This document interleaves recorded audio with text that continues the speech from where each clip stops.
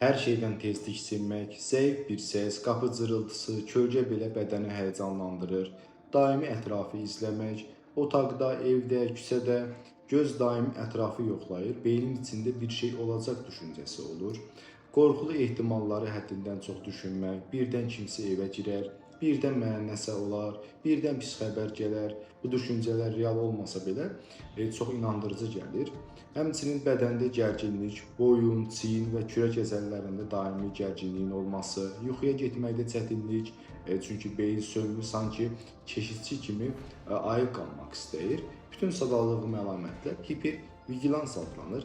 Yəni real təhlükə olmadan belə bədən sanki təhlükə varmış kimi davranmasıdır. Hipervigilans amigdalanın, yəni beyin təhlükə mərkəzinin həddindən artıq aktivləşməsi nəticəsində yaranır. Yəni beynin təhlükə mərkəzi çox işləyir, məntiq mərkəzi isə zəifləyir. Buna görə də insan bilir ki, heç nə olmur, amma bədən yenə də buna inanmır. Əsasən anksiyete və panik pozuntuda, travma sonrası stres pozuntuda, uzun müddətli yuxusuzluq sonrası daha çox görülür.